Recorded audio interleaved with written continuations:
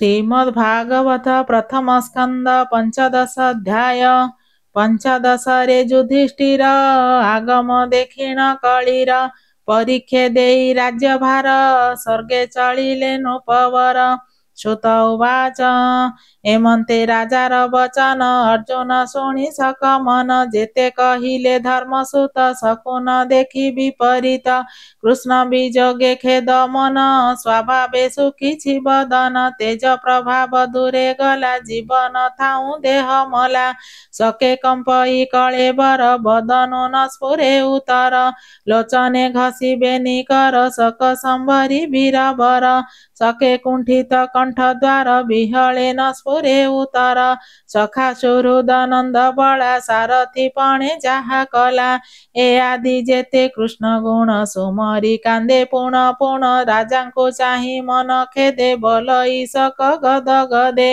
अर्जुन उवाच संदेश शुण नर नाथ कृष्णे मुहइली वंचित मोर जीवन बंधु हरि तार बीजगे हत सिरी विषिन्न महर शरीर देख प्रत्यक्ष नृपवर जे तेज प्रताप महर देव दानवे अगचर से तेज कृष्ण संगे गला जीवन थाऊ देह मला कृष्ण विजग क्षण मात्रे मरणे जेन्हे पिता पुत्रे त्रिलोक अप्रिय दर्शन देखि कुंठित मर मन जाहार पादे आश्रय करी निज गांडीव करे धरी द्रुपद गृहे राज मेळे द्रौपदी स्वयंवर काळे जेते मिलिले राजपुत्रे कन्या लभिबा लभचिते हेळे ताहांक तेज हरि लभिली लाख बिंधी नारी खांडव बने क्रीडा रंगे कृष्णे जे थिले मर संगे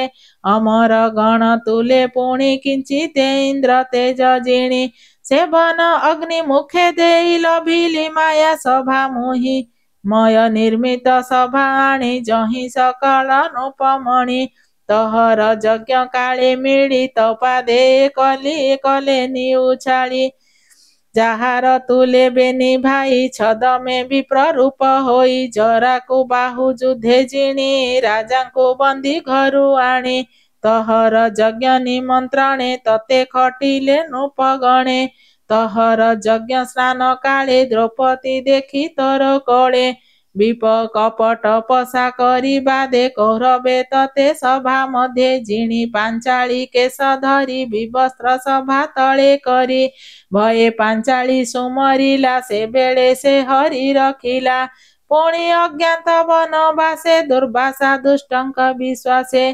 भजन अंते भिक्षा अर्थे अयुते विप्र घेनी साथे भुंजिबा पाही स्नान करी ता जानी प्रभु नर हरि अतिथि रूपे विजे कला से जे साक अन्न थिला करी प्रसारी ताहा खाई कर प्रसारी ताहा खाई मुनिक मन मध्ये जाई संतोष कला जल मध्ये तक्षणे ब्राह्मणे आनंदे संतोषे निज स्थाने गले से दुखों से हरि रखिले जाहार तेजे धनु टाणी बने जिणिली शूल पाणी संतोषे मते उमाकांत बहिले बर माग पार्थ पार्वती विश्वासे मोहित अस्त्र पाइली पाशुपत हर विश्वासे मते पूर्ण पार्वती देले अक्षतुण सेबेनी शस्त्र पाई बने मिलिली इंद्र भुवने नर शरीरे सुर देशे मिलिली जे हरि विश्वासे विष्णुर तेजे देखि मते सर्व देवता तो सचिते विचारी सर्व अनुमाने बसाई इंद्रर आसने मते पूजिले पुरस्कारे मु पुणी रही स्वर्गपुरे सर्वदेवतांक विश्वास असुर बल कली नाश इंद्र सहिते सर्वदेवे मते पूजिले गौरवे ताते जुम पुरुषकार से हरि मते कला दूर जेहू गोविंद बंधु पाणे कुरु सागर घर रणे करिलु दुस्तर सागर देव मानवे अगचर संग्रामे रिपु बल जिणी अनेक धन रत्न आणी रत्न मुकुट मणि परे थिला जे राजांकर शिरे ताहा हरिली बाहुबले निर्भये अवनी मंडले ବିରାଟ ଗୋଧନ ହରଣେ ମହାଦୁସ୍ତର ଘର ରଣେ। ଗୋଧନ ନେଲି ତାର ପୁର ସେ ହରି କଲା ମତେ ଦୂର। ସେ ହରି ମୋର ରଥେ ବସି ଅଗାଧ କୁରୁ ବଳେ ଝାସି। ଭୀଷ୍ମ ସବିତା ସୁତ କୃପ ଶଲ୍ୟ ସହିତେ ଯେତେ ନୃପ। ତାହାଙ୍କ ଅଗ୍ରେ ରଥ କରି ଅଶ୍ୱର ସନା କରେ ଧରି। ରିପୁ ଆୟୁଷ ସଙ୍ଗେ ମନ ହରିଲା ନନ୍ଦର ନନ୍ଦନ। ଭୀଷ୍ମାଦି ଥିଲେ ଯେତେ ବୀର ସେ ଗୁରୁ ଦ୍ରୋଣଙ୍କ ସଙ୍ଗର। ଅମୋଘ ଅସ୍ତ୍ର ବରସନ୍ତି ସେ ମୋର ହୃଦେ ନ ଭେଦନ୍ତି। ସେ ଯାର ଚରଣ ଆଶ୍ରେ କରି ତାହାଙ୍କ ବଳ ଦର୍ପ ହରି। ଯେ ଶନେ ନୃସିଂହର ପାଦ ଆଶ୍ରେ ତରିଲା ପ୍ରହଲ୍ଲାଦ। ଜୟଦ୍ରଥର ବଧ କାଳେ ଅସେ ତୃଷିତ ମୋର ହେଳେ। ତାହାଙ୍କୁ ଜଳ ଦେବା ଅର୍ଥେ ସଂଗ୍ରାମେ ହେଲି ଭୂମି ଗତେ। ମହାରଥୀଙ୍କ ଚିତେ ଯାଇ ପ୍ରବେଶ କଲେ ଭାବଗ୍ରାହୀ। ନୟନେ ମୋ ରୂପ ଦେଖନ୍ତି ଦେଖନ୍ତେ କେହି ନ ମାରନ୍ତି। ଯାହାର ପାଦ ପଦ୍ମ ନିତ୍ୟ ଜ୍ଞାନୀଏ ଭାବୁଥାନ୍ତି ଚିତେ। ମୋ କୁମତି ବଳେ ନ ବିଚାରି ତାହାଙ୍କୁ ସାରଥି ମୁଁ କଲି। ସେ କୃଷ୍ଣ ବସି ମୋର ପାଶେ ଶୋଭନ ସ୍ମିତ ମନ୍ଦହାସେ। ଆନନ୍ଦେ କରେ କର ଧରି ବିବିଧ ପରିହାସ କରି। ହେ ପାର୍ଥ ଅର୍ଜୁନ ହେ ସଖେ କୁରୁ ନନ୍ଦନ ବୋଲି ଡାକେ। ତାହାର ଗୁଣ କର୍ମ ଯେତେ ସୁମରି ଖୋବି ତମ ଚିତେ। ଶୟନ ଆସନ ଭଜନେ ମୁହିଁ ଯେ ତାର ସନ୍ନିଧାନେ। ସଙ୍ଗେ ବିହରି ସଖା ପରି ତାକରେ କର ଧରା ଧରି।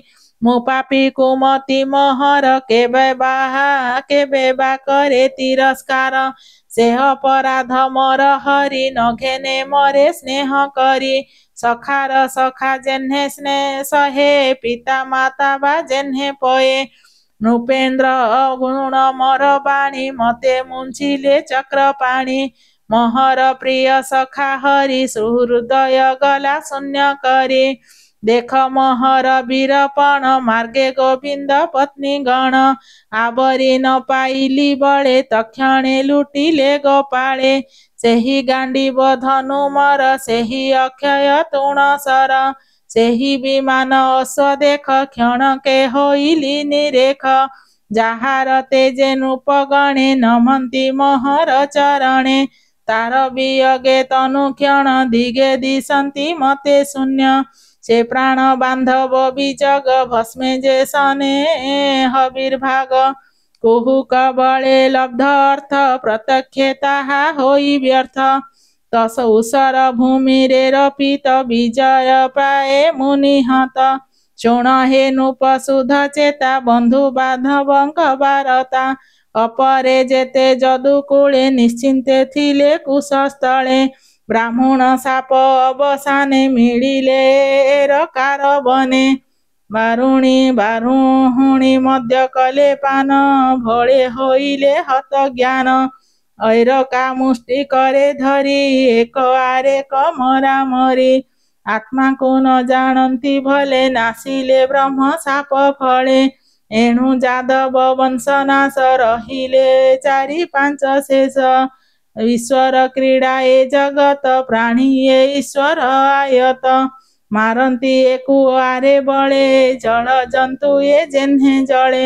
ନିର୍ବଳ ଜନ୍ତୁଙ୍କୁ ଗିଳନ୍ତି ନିଜ ମରଣ ନ ଜାଣନ୍ତି। ଦୁର୍ବଳ ପ୍ରାଣୀଙ୍କ ସବଳେ ଦର୍ପ ହରନ୍ତି ଅବହେଳେ। ଏହି ପ୍ରକାରେ ଯଦୁ ବଳେ କଳି ଭିଆଇ ଯୁଦ୍ଧ କଲେ। ଯଦୁଙ୍କୁ ଯଦୁ ବଳେ ମାରି ମେଦିନୀ ଭାରା ଅପହରି। ଗୋବିନ୍ଦ ଲୀଳା କର୍ମ ଯେତେ ଆହୁ ନ ପାରେ କହି ତତେ। ତାଦେଶ କାଳ ଅର୍ଥ ଯୁକ୍ତ ଶୀତଳ ବାଣୀ ଜନହିତ। ସେ ବାଣୀ ସ୍ମରି ମୋର ଚିତେ ପ୍ରାଣ ଦହଇ ଅନ୍ତର୍ଗତେ। ଶ୍ରୁତ ଉବାଚ ଏମନ୍ତେ ପାଣ୍ଡବ ଅର୍ଜୁନ କୃଷ୍ଣ ଚରଣେ ଦେଇ ମନ। ସୁହୃଦ ଭାବ ଗାଢ଼େ ଚିନ୍ତି ଲଭିଲା ସୁବିମଳ ମତି। କୃଷ୍ଣ ଚରଣ ଅନୁଧ୍ୟାନେ ଚିତ୍ତ ନିର୍ମଳ ଶାନ୍ତ ମନେ। ଥିଲା ଯେ ଅଶେଷ କଳୁଷ ଭକ୍ତି ଭାବରେ ଗଲା ନାଶ। ନିର୍ମଳ ବୁଦ୍ଧି ପ୍ରକାଶିଲା ଗୋବିନ୍ଦ ବାକ୍ୟ ସୁମରିଲା। ସଂଗ୍ରାମ ମଧ୍ୟ ରଥେ ଥାଇ ଯେ ଗୀତା କୃଷ୍ଣ ଥିଲେ କହି। ତାହା ସୁମରି ଶୁଦ୍ଧ ମନେ ଶୋକ ଛାଡ଼ିଲା କୃଷ୍ଣ ଧ୍ୟାନେ। ପ୍ରକୃତି ଲିନେ ଗୁଣଲିଙ୍ଗ ସ୍ଥୂଳ ଶରୀର ସଙ୍ଗ ଭଙ୍ଗ। ତେବେ ଦ୍ୱୈତ ଭାବ ଯାଇ ଶୋକ ସମ୍ଭ୍ରମ ଆଉ କାହିଁ। ଆପଣା ଅଂଶ ବଂଶ ହରି ଶ୍ରୀକୃଷ୍ଣ ଗଲେ ନିଜ ପୁରୀ। ଅର୍ଜୁନ ମୁଖୁ ଏହା ଶୁଣି ନିର୍ବେଦ ନୃପ ଚୂଡ଼ାମଣି। ଆତ୍ମା ନିବୃତ୍ତ ଜ୍ଞାନ ମାର୍ଗେ ନିଶ୍ଚୟ କଲେ ସ୍ୱର୍ଗ ମାର୍ଗେ। କୁନ୍ତି ଯେ ନିଜ ପୁରେ ଥିଲା ଗୋବିନ୍ଦ ବିଜଗ ଶୁଣିଲା। ତକ୍ଷଣେ ପାଇ ଦିବ୍ୟ ଜ୍ଞାନ ଗୋବିନ୍ଦ ଭାବେ ହେଲା ଲୀନ। ଯେ ଦେହ ଭୂମି ଭାର ନାଶେ ହରି ଜନ୍ମିଲେ ଯଦୁବଂଶେ। ଭାରାନି ବାରି ତା ସଂହରେ କଣ୍ଟକ ଯେହ୍ନେ କଣ୍ଟକରେ। ମତ୍ସ୍ୟାଦି ରୂପକୁ ଯେମନ୍ତେ ଧରି ଛାଡ଼ଇ କାର୍ଯ୍ୟ ଅନ୍ତେ। ଯେ ସନେ ନଟ ରୂପ ଧରେ କ୍ଷଣକୁ କ୍ଷଣ ଆନ କରେ। ଭୂଭାର କ୍ଷୟ ଯେ ଦେହେଣ ସେ ଦେହ କଲେ ଅନ୍ତର୍ଧ୍ୟାନ। ଯେବେ ଗୋବିନ୍ଦ ମୋହି ତେଜି ସ୍ୱଭାବେ ନିଜ ଧାମ ଭୋଜି। ତାହା ମହିମା ନର ଲୋକେ ସାଧବେ ଏକ କୁଆରକେ। କହି ତରିଲେ ଭବ ବନୁ କଳି ଆଗମ ସେହି ଦିନୁ। ସକଳ ଦୋଷ ହେତୁ ଯହିଁ ବେଦ ପୁରାଣ ଶାସ୍ତ୍ରେ କହି। ମିଳିଲା ନର ଲୋକେ ଆସି ତକ୍ଷଣେ ଗ୍ରାମେ ଗ୍ରାମେ ପଶି। ସକଳ ପୁରେ ପ୍ରାଣୀ ଚିତେ ଲୋଭ କପଟ ଦମ୍ଭ ମତେ। ପ୍ରାଣୀ ହିଂସନେ ଧର୍ମ ନାଶେ ପ୍ରାଣୀ ଏ କଳିର ପ୍ରବେଶେ। ନିଷ୍ଠୁର ଚିତ୍ତ ସର୍ବଜନ ତା ଦେଖି ଧର୍ମର ନନ୍ଦନ। ସ୍ୱର୍ଗ ଗମନ ମନେ ଗୁଣି ତକ୍ଷଣେ ପରୀକ୍ଷିତ ଆଣି। ଉତ୍ତମ ରାଜ ଚିହ୍ନ ଦେଖି ସକଳ ଗୁଣ ଉପଲକ୍ଷି। ଆତ୍ମାର ପ୍ରାୟ ତାକୁ ମଣି ଅନେକ ତୀର୍ଥ ଜଳ ଆଣି। ହସ୍ତିନାପୁରେ ନର ଲୋକେ ସ୍ଥାପିଲେ ନୃପ ଅଭିଷେକେ। ଯାଦବ ବଂଶେ ଶେଷ ଥିଲା ବଜ୍ର ଯେ ଅନିରୁଦ୍ଧ ବଳା। ମଥୁରାପୁରେ ଧର୍ମ ଚାଟେ ସ୍ଥାପିଲେ ସୁର ସେନ ପାଟେ। ସକଳ ଭୋଗ ଦୂର କରି ଶରୀର ବନ୍ଧ ପରିହରି। ଆତ୍ମାରେ ଆତ୍ମା ଅଗ୍ନି ଜାଳି ସର୍ବ ବିଷୟ ଘୃତ ଢାଳି। ଜ୍ଞାନ ଗୋଚରେ ସୁନିପୁଣ ତକ୍ଷଣେ ଧର୍ମର ନନ୍ଦନ। ସର୍ବ ସମ୍ପଦ କରି ଦୂର ନିର୍ମଳ ରାଗ ଅହଙ୍କାର। ଅଶେଷ କର୍ମ ପାଶ ଛେଦି ଯୋଗେ ଶରୀର ରନ୍ଧ୍ର ରୁଧି। ବଚନ ମନେ ଲୀନ କରି ବାୟୁ ଧାରଣେ ମନ ଧରି। ବାୟୁ ଧାରଣ ପ୍ରାଣ ଯେହି ଅପାନେ ତାହାକୁ ମିଶାଇ। ଅପାନ ଉତ୍ସର୍ଗ ସହିତ ଯେ ମାର୍ଗେ ହଏ ଅନ୍ତର୍ଗତ। ସେ ମୃତ୍ୟୁ ଦେବଙ୍କୁ ପଞ୍ଚତେ ପଞ୍ଚକୁ ପଞ୍ଚରେ ଏକତେ। ପୁଣି ପଞ୍ଚକୁ ତିନି ଗୁଣେ ତ୍ରିଗୁଣ ସମସ୍ତ କାରଣେ। ତାହାକୁ ଯିବେ ଦେଇ ସ୍ଥାନ ଯେଣେ ଜୀବର ପରିତ୍ରାଣ। ସକଳ ଗୁଣ ପରିହରି ଆତ୍ମାରେ ଆତ୍ମା ହୋମ କରି। ବ୍ରହ୍ମ ନିର୍ମାଣେ ଥୋଇ ଚିତ ଉତ୍ତର ପଥେ ଉପଗତ। ଚିରବସନ ନିରାହାର ମହୁନ ମୁକ୍ତ କେଶ ଶିର। ଜଡ଼ ଉନ୍ନତ ଭୂତ ପ୍ରାଏ ଲୋକେ ଦେଖାଇ ନିଜ କାଏ। ଲୋକଙ୍କ ବଦନ ନ ଚାହିଁ ଅନ୍ଧ ବଧିର ପ୍ରାୟ ହୋଇ। ହୃଦେ ନିବେଶିବେନି ପାଣି ଉତ୍ତର ଦିଗେ ନୃପମଣି। ପୂର୍ବେ ଅଶେଷ ମୁନି ସନ୍ତେ ମୋକ୍ଷ ହୋଇଲେ ଯେଉଁ ପଥେ। ପରମ ବ୍ରହ୍ମ ଚିନ୍ତି ଚିତେ ପ୍ରସ୍ଥାନ କଲେ ସ୍ୱର୍ଗ ପଥେ। ପଛେ ଚଳନ୍ତି ଚାରି ଭାଇ ରାଜାର ଅନୁରୂପ ହୋଇ। ପ୍ରଜାଙ୍କୁ କରି ଆଲିଙ୍ଗନ ହରଷେ ହରି ତାଙ୍କ ମନ। ସେ ସାଧୁ କୃତ୍ୟ ସତ୍ୱଗୁଣା ଆତ୍ମାର ହିତ ଚିତେ। ସେ ସାଧୁ କୃତ୍ୟ ସତ୍ୱଗୁଣୀ ଆତ୍ମାର ହିତ ଚିତେ ଜାଣି। ମନ ନିବେଶି କୃଷ୍ଣ ପାଦେ ବିଷ୍ଣୁ ଭକତି ଯୋଗ ସାଧେ। ନିର୍ମଳ ଚିତ୍ତ ତାହାଙ୍କର ଗୋବିନ୍ଦେ ଧ୍ୟାନ ନିରନ୍ତର। କୃଷ୍ଣର ପାଦେ ଚିତ୍ତ ଦେଲେ ପରମ ଗତି ସେ ଲଭିଲେ। ଅସତ୍ୟ ଇନ୍ଦ୍ରିୟ ବିଷୟେ ନିତ୍ୟ ଯାହାର ଚିତ୍ତ ରହେ। ସେ ଯେବେ ହରି ପାଦ ଚିନ୍ତି ସର୍ବକୁଶଳ ନାଶ ଯାନ୍ତି। ସେ ପାଦେ ଲଭଇ ସେ ସ୍ଥାନ ତାହା ପାଇଲେ ପଣ୍ଡୁ ନାନ। ବିଦୁର ଥିଲେ ବନବାସେ ପ୍ରଭାସ ତୀର୍ଥେ ମୋକ୍ଷ ଆସେ। ଗୋବିନ୍ଦ ଚରଣ କମଳେ ପ୍ରାଣ ଛାଡ଼ିଲେ ଯୋଗ ବଳେ। ପିତୃଗଣଙ୍କ ସଙ୍ଗେ ମିଶି ନକ୍ଷତ୍ର ମଧ୍ୟେ ଯେହ୍ନେ ଶଶୀ।